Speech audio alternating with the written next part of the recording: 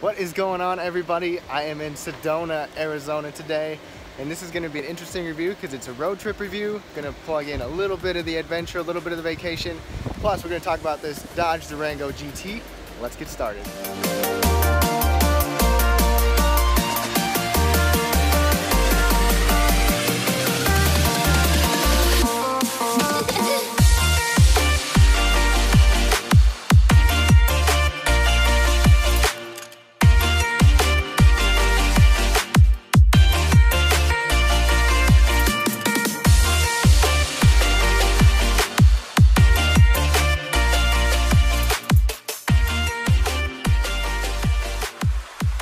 Alright everybody, thank you so much for tuning in for this road trip review of the Dodge Durango GT. So I had time to pull off the little bit of background scenery here. Hope you guys can see all of that. It is just beautiful here in Sedona, Arizona. Hopefully I'll have some other footage while we're driving with some beautiful scenery. We're going to go to the Grand Canyon also, so maybe we'll throw some of that in as well. So I got this Durango from Alamo Rent-A-Car. They were nice enough to hook me up with the day, and I would definitely recommend them. They're a partial sponsor of this video. They give you the best combination of service and price, so please be sure to check them out if you're going to rent a car. So with this GT model, obviously this is not the higher end. We have halogen bulbs. Those are projector beams with the LEDs running right underneath of them. You can upgrade for better lights. You do still get fog lights though, and I really like the black grille, you know, the crossbars right there. This gray color looks pretty good on this GT because we do have some big 20-inch gray wheels as well. So I think it looks pretty mean. You know, they Dodge definitely went with a more muscular design with this generation, and this is the first time I've been in this generation of Durango. And since I'm on vacation, I did not really plan or prep for this. This is just kind of on a whim, so this is going to be pretty particular to this vehicle and somewhat opinionated. This does have the smart key system. So it's got a sensor in the back.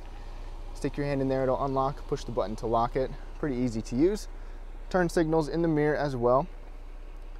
So I believe this is the 2017. With this 2017, we don't have the Apple CarPlay or Android Auto or the rear camera in the mirror. This is the all-wheel drive model, and it's done a pretty good job getting us around here. There's some pretty rough terrain, as you can only imagine. Haven't had any trouble, but I haven't really pushed it a whole lot either. We do have the dual exhaust. Looks pretty good on this vehicle. See the GT badging there. So these lights back here, these are kind of interesting. You can definitely spot it from a ways away. They're pretty bright at night, wrapping around the headlights. This cargo area also is really big. It's got a nice little touch sensor in the back. Let me open that. So it is a power tailgate. One thing I've noticed is it does kind of creak and moan a little bit, but a lot of tailgates do that. In the back, we have a ton of space. So we have a little storage bin right down there. We've put quite a bit of stuff in there. You know, any stinky stuff, we throw it in there, and it works pretty well. There's a couple extra storage bins back here. This does have 3 rows, so I have the 3rd row folded down. Altogether, when you fold everything down, you'll get 84.5 cubic feet. Pretty functional. There's a 12-volt power outlet on this side. There's a couple hooks on each side, couple cup holders. It works. And our button to close it is right there. You can also see on the back the little parking sensors. This does have the rear parking sonar, backup aid, which is really nice to have. So looking forward to the rest of this review. We're going to do a test drive. I'm going to talk about the interior while I'm driving impressions, and hopefully get some beautiful scenery with that. Put it in sport mode, give it some beams. Let's get to it.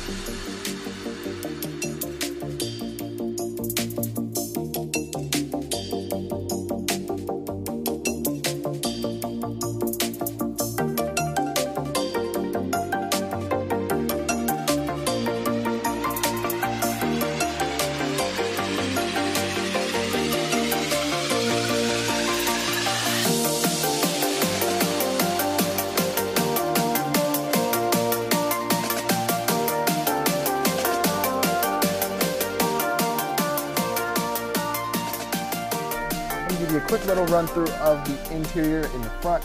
You have a really nice soft armrest right here. You even have your 2-position memory seats, but I've had a heck of a time trying to get them to memorize my seats. I don't know if it's not working, but maybe I just don't know how to do it.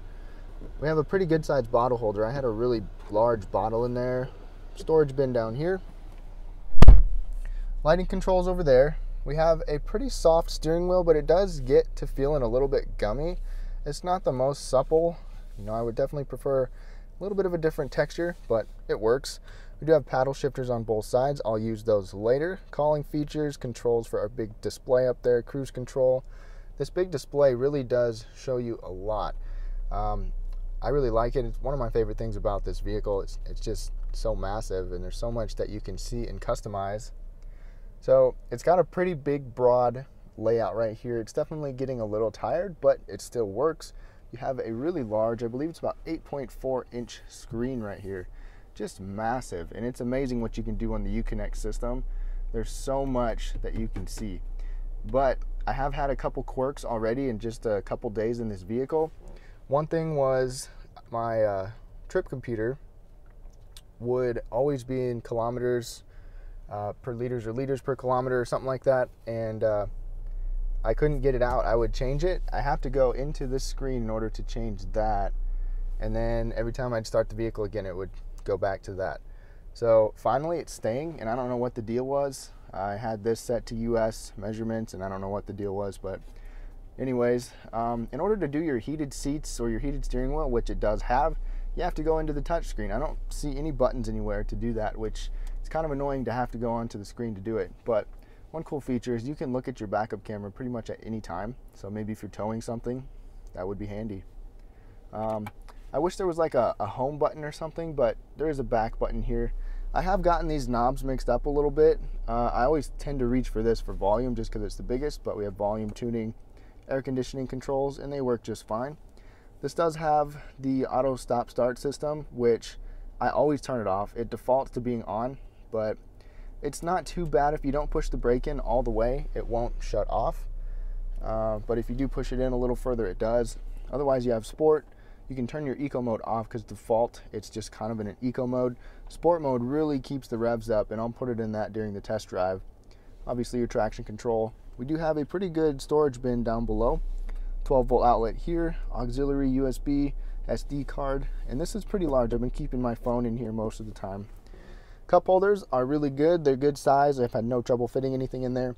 This rotary dial is interesting, but I like how you can just spin it freely to the right until it stops, and then you know you're in drive. No guessing with it. Have another little bin right here. I usually keep my key right here. Soft armrest. We have 2-tier. One softly lined right there. One a little bit bigger with the 12-volt power outlet down below. Glove box, as usual, it does lock. It is really slow opening, but it is softly lined, which is a nice touch by Dodge. We have an auto dimming rearview mirror, not to mention garage controls up there, and regular incandescent bulbs. No LED lights in here, but you can open your tailgate with that. We have really nice large visors, and they do slide out on both sides. Now I'm in the back seat of the Durango real quick. So up top you got decently soft material, really nice soft armrest, a pretty decent sized bottle holder and little storage cubby back there. Then as you can see, under the seat I have a decent amount of space. At 5'9", where I would normally sit, I've got plenty of knee space. These seats do not go back, but they do recline. So over here we do have passenger air vents, which is nice. Plus we have 2 USB ports, a regular 3-prong outlet, plus you get heated seats on both outboard passenger seats. On top of that, we have cup holders. This is pretty soft. Overall, not a bad place to be. We have our climate controls right up above, as well as more air vents on both sides. Time to check out the third row. So, pull the lever, that folds flat. Pull this little handle, kick this up out of the way, gives us a little bit of space to get in here. All right. So I'm not gonna pull, oh, well, I just locked it. Anyways, I do have enough space to sit right here at 5'9". Like I said, this does not go back any further than that. Got a cup holder on each side, so not a bad place to be. I do have just barely enough headroom, but this lip running around the back is clipping the back of my head just a tiny bit. So anybody shorter than me, 5'9", should be just fine. You can live out here for free, rent free. You just have to live everywhere. For me and my family, we worked this right for our RV because we have to go out there for 14 days to the dump. So. The bounces are bigger.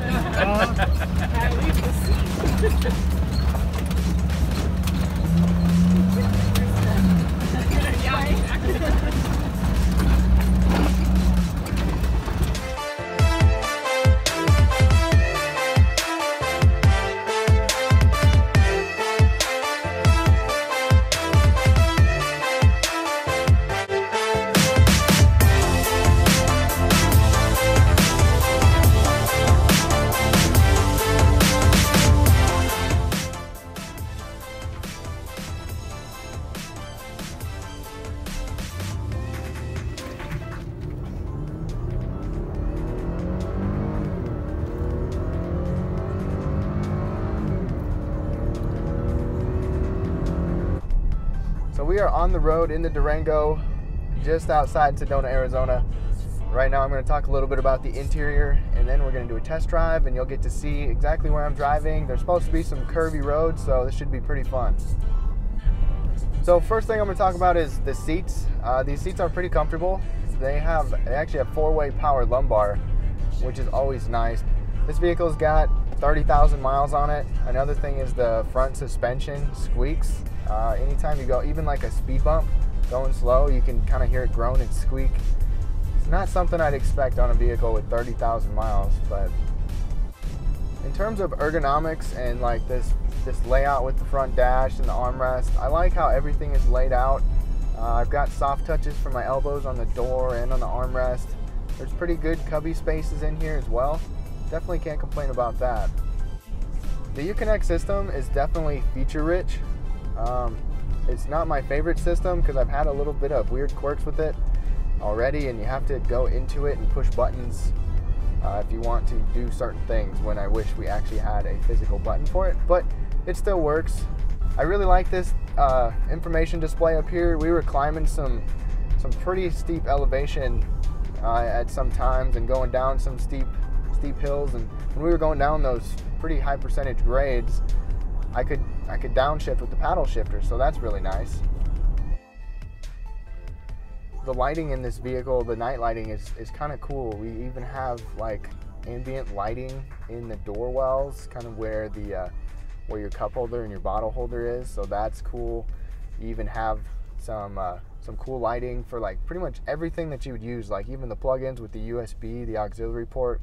There's lights around that. All the steering wheel buttons are lit up well, so it definitely has a nice ambiance in the evening. Even your door handles have little ambient lighting, which is always nice. All right, we are on the test drive portion. So we've got a 3.6 liter under the hood. That gives us 295 horsepower and 260 pound-feet of torque. It's definitely adequate. It's not bad. You know, it's got a pretty good sound to it. The only thing that hinders that is that this vehicle is pretty heavy. You know, you can definitely feel that. And going around some of these turns, I have the steering wheel in sport mode. There's a normal, a sport, and a comfort. The comfort is really light. You know, you can pretty much steer with your pinky. Normal just feels pretty average. Sport definitely firms it up, which is what I've been keeping it in because it's kind of fun and we've got some curvy roads, so you get a pretty good feel for it. I'm definitely impressed with the steering feel compared to some other vehicles, some other 3-row SUVs that I've been in. The only thing about it is when I hustle it around some faster turns, I get a little unsure with it. It's not very confidence inspiring, but at slower speeds, it's really not bad. The only thing is you can definitely feel the weight of the vehicle when you're going around these turns.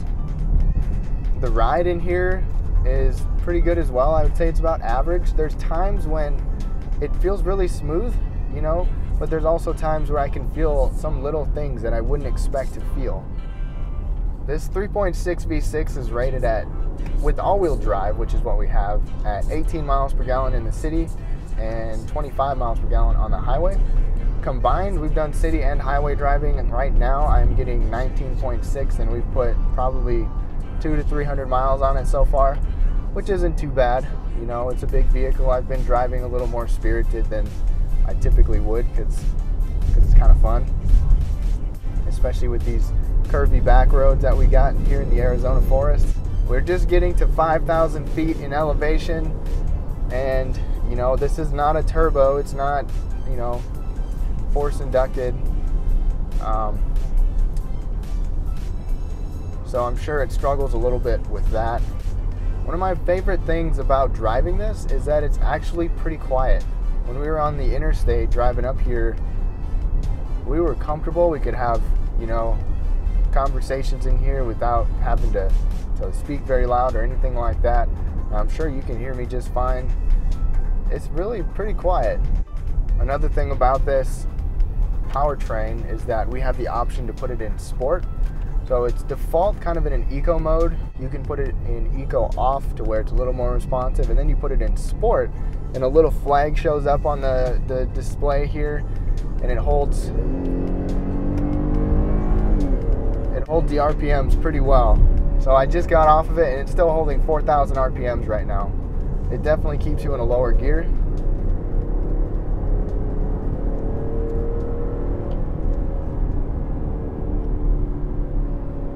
Can you guys hear that engine? Let's give it some more acceleration. I'm going about 3,000 RPMs, floored.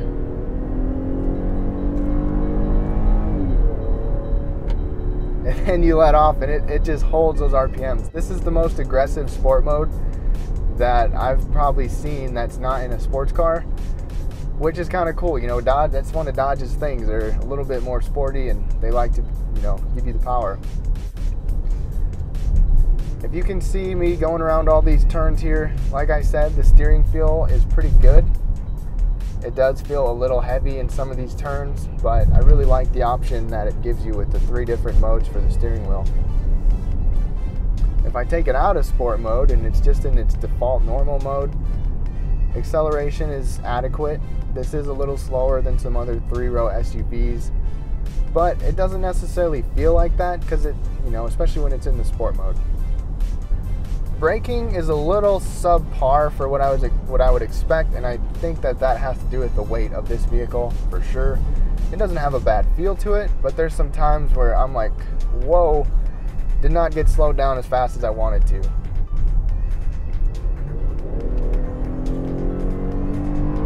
This is in just regular normal mode. Still pretty responsive, not quite like the sport mode. Hope you guys are enjoying the views. I'm gonna plug in some clips from the rest of our vacation at the end of the video, so stay tuned for that. Okay guys, so we got some really sharp turns coming up here. I wasn't gonna film, but we got these sharp turns coming up, so we're gonna try to see how this thing does and enjoy the views. I might even try to hustle it around a little bit and see if I can make my wife sick. I think this calls for sport mode. All right.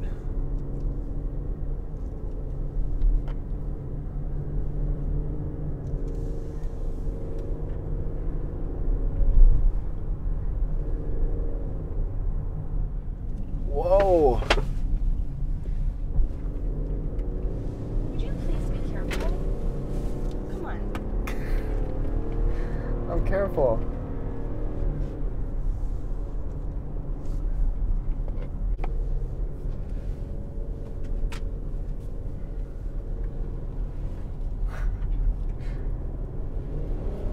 It's 15 miles an hour. 15 mile an hour around this turn. We'll see about that. Ugh. This thing does not like to do this. Babe. We went 30. Oh, you can tell this engine is struggling a little bit being at this elevation. All right, we're gonna take it easy now. Like I said earlier, with this display up here, I can see the, you know, the oil temperature, the oil pressure, even the transmission temperature, which is definitely helpful when you're in a mountainous area like this with some serious elevation changes.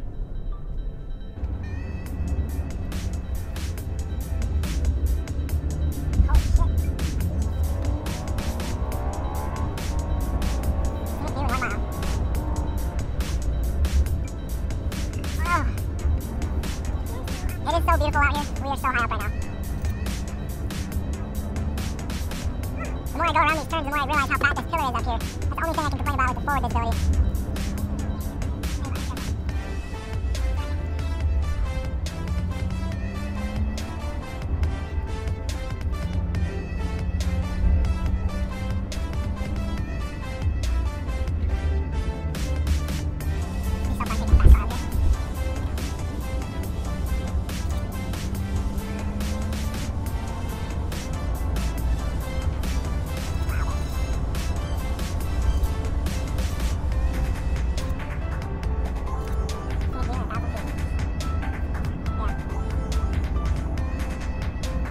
We've got a scenic view right here. I'll pull in here and I'll show y'all what it looks like. This is the view from where we pulled into. We are close to Flagstaff, north of Sedona. Pretty beautiful. Definitely more foresty here than it was by the Red Rocks.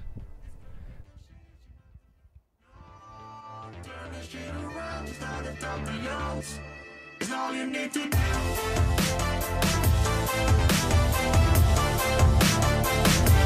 It's all you need to do.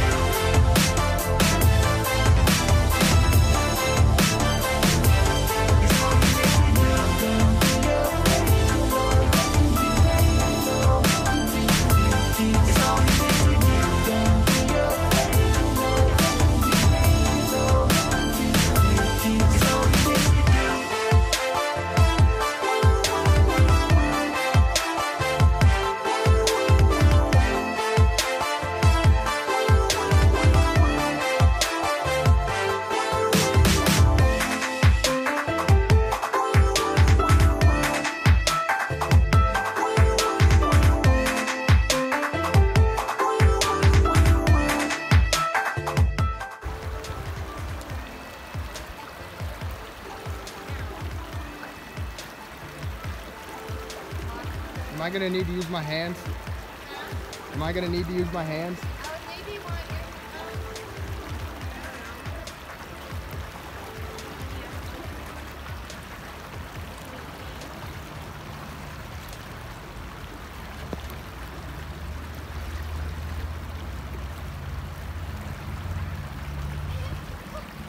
Careful.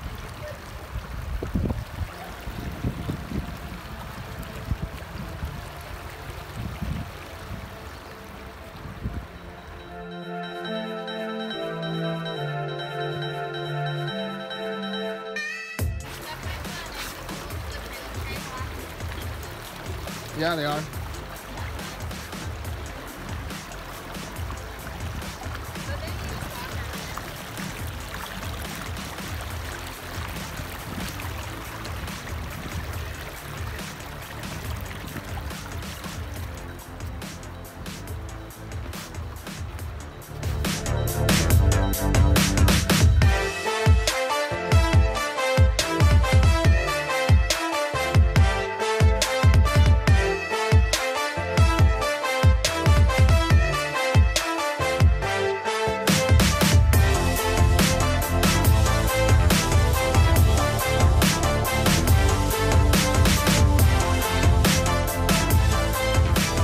Thank you so much for watching this video. If you enjoyed it, please give me a thumbs up. Leave your feedback down below. I want to know how I can get better, what you liked about the video, what you didn't like about the video. If you're new to my channel, I post videos every single week. Please subscribe down below to Prime Autotainment.